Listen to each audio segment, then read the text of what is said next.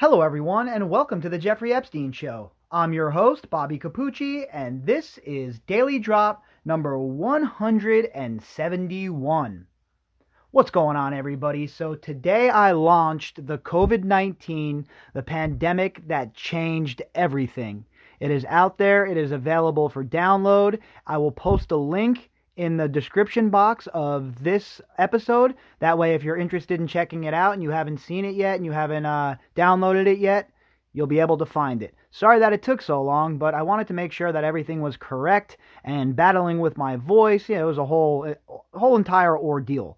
Well, thankfully, episode 1 is now launched. It's off the ground, and we will be getting into our groove on that podcast as well.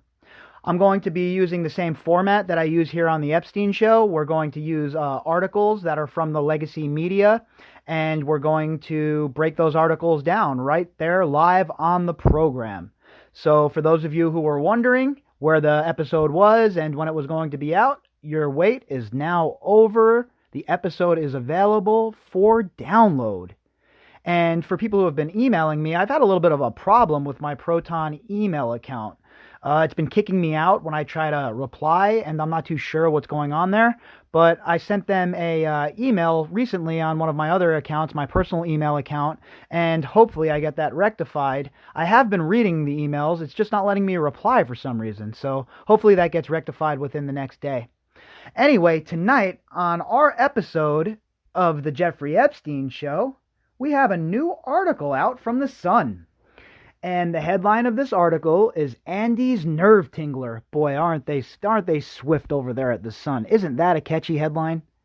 Prince Andrew enjoyed close relationship with smarty pants brain surgeon who worked for pedo pal Jeffrey Epstein.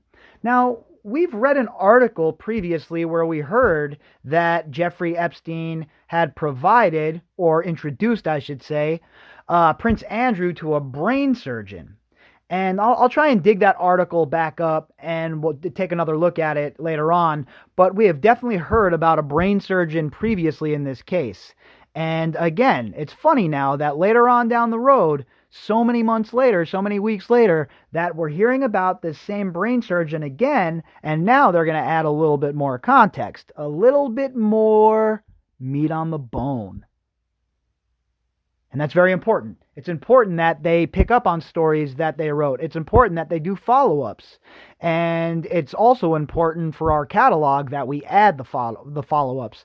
That way, we're on top of all of this stuff. And so far, up to this date, our catalog here is pretty in-depth.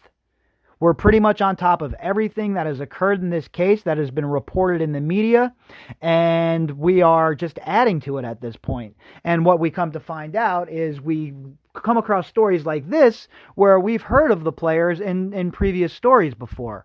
So when we stumble across a new article that adds some context to that, it's always welcome.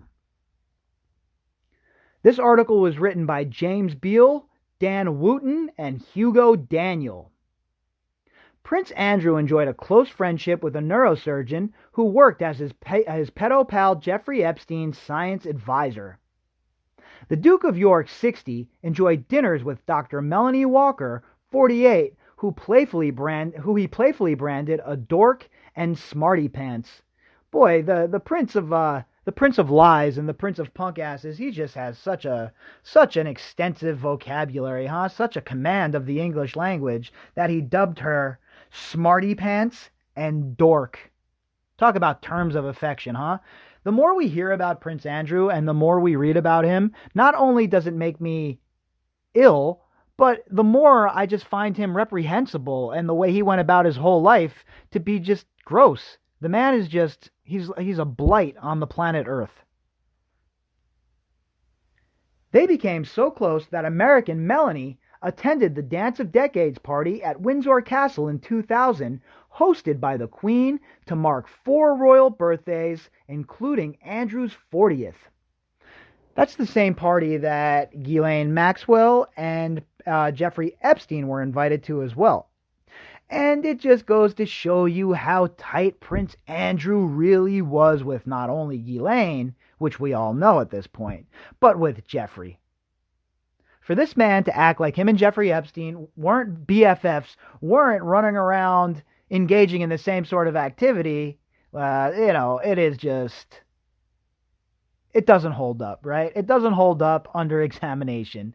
And everything Prince Andrew says at this point should definitely be looked at under a microscope and taken with a grain of salt. He's a proven liar at this point. All of the evidence points to him being an absolute and pathological liar. Also, there were billionaire Epstein, pedophile Epstein, and his alleged co-conspirator Ghislaine Maxwell. A source said last night, "This opens up more questions about Andrew's links to Epstein. He has to be more forthcoming." Oh, is that right, Captain Obvious? A source told you that, huh? You guys needed a source to tell you that? Breaking news. Andrew hasn't been forthcoming. He hasn't told the truth. He's done nothing but lie. We've established that fact here on the podcast at this point. I think there's a sufficient trail of evidence pointing in the direction of Prince Andrew, the Prince of Nothing, the Prince of Lies, the Prince of Punk Asses, being guilty.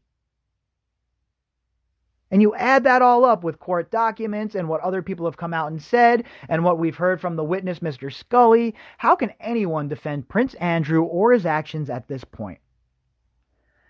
Melanie met Epstein in 1992. He said he could get her an audition for a Victoria's Secret modeling job, and she went to stay in a New York apartment building he owned. Doesn't that sound familiar, folks? Haven't we heard this story before? Do we live in Groundhog Day? This is typical of Jeffrey Epstein and his MO, and the fact that Les Wexner, for all of those decades, nobody questioned his involvement. Nobody questioned why Jeffrey Epstein was using his company as a cover and as a fertile ground to choose and then abuse and assault girls. Nobody asked him how that was occurring at his company. Nobody asked him what he knew about it, ever. And again, that's just another black eye for the legacy media. Another black eye for these so-called media professionals who run around and act like they're the be-all, end-all when it comes to information and when it comes to news. Meanwhile, they're running around behind your back. They're running around in the shadows with people like Jeffrey Epstein. Just ask Katie Couric. Just ask George Stephanopoulos.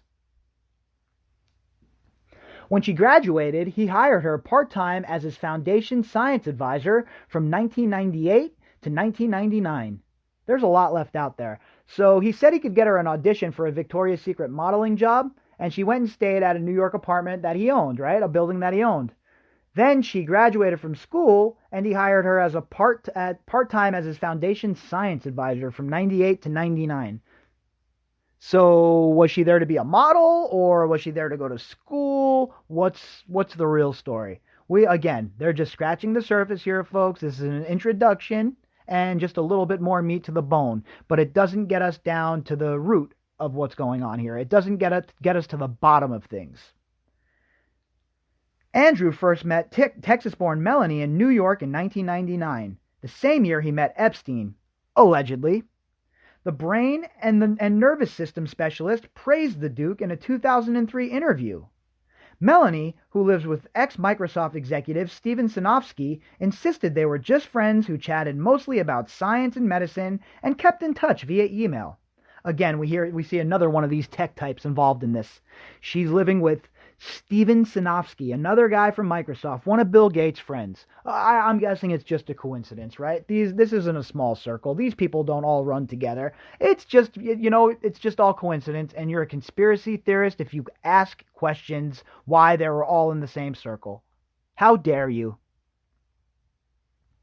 She added, "He calls me Mel and addresses me, 'Hey dork' or 'Smarty Pants.'" Melanie declined to comment to The Sun. Of course she did. Mum's the word. Let's all make sure we keep quiet and protect our pedophile friends because, that's how normal, honorable people should conduct themselves. What planet do these people live on? Epstein killed himself, allegedly, last year while awaiting trial on charges of trafficking young women for sex. One, Virginia Roberts, claimed she was forced to sleep with Prince Andrew 3 times as a teen. he has strongly denied having any contact with Virginia. Well, that's good enough for me. Since Prince Andrew has denied having any contact with Virginia or ever being around her or assaulting her or being involved in Jeffrey Epstein's criminal enterprise because he says so, I'm just going to say, you know what, that's it. I'm not going to research any further into this case. He has proven for all of these months and years that he's a reliable guy. He's never told lies or obfuscated the truth or attempted to drag his feet when, he needs to be questioned. He's never done any of that. So his word is good enough for me.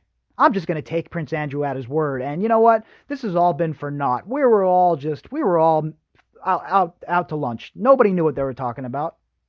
That's basically what he would want us to believe with these comments. That's what he wants us to think with his stupid-ass canned statements. That was his whole entire intent when he went on the BBC show with Emily Maitlis and had his Hindenburg crash of an interview. He truly believed that he was going to go out there and put a line under it and let everybody know that this was a bunch of bullocks. Well, it backfired. The reverse happened. He was put on blast for the whole world to see what the rest of us who have been investigating this case for months and in some cases years had already known, that he was a liar, an unreliable witness, and the man, if you want to call him that, cannot be trusted. And now we hear about the surgeon, we hear about how close he was to Epstein, and another close bond that ties him to Epstein, when Andrew would have us believe that he was just friends with Epstein in passing, that they weren't close, that, he would fly across the pond to go and break up with anybody. It has nothing to do with how close he was with Jeffrey Epstein, but it was just the honorable thing to do. This is what this man would have us believe. These are the sort of alibis and excuses they provide and expect the rest of us to believe. Nobody is believing it anymore. Nobody is buying it, and your friends in the media can't carry your water no longer. The legacy media has been exposed, and nobody, I mean nobody who follows this case intently is relying on the legacy media to put the proper pressure on the authorities to get justice in this case, because they have proven themselves unreliable, just like Prince Andrew. All right, folks, if you'd like to contact me, you can do that at bobbycapucci@protonmail.com. That's bobbycapucci@protonmail.com. You can also find me on Twitter at BOBBY_CAPUCCI. And like I said, I was having some issues with my email. It seems to be starting to work again now, so I will start replying to those emails just as soon as I can. Thank you all for joining me tonight. I hope you all had a fantastic evening, and I hope that all of you will check out the new podcast, COVID-19, the pandemic that changed everything. You'll be able to find that link inside of this description box. I hope that all of you have a fantastic night, and I will be back tomorrow with our usual dose of morning update and the daily drop. All right, folks, until then.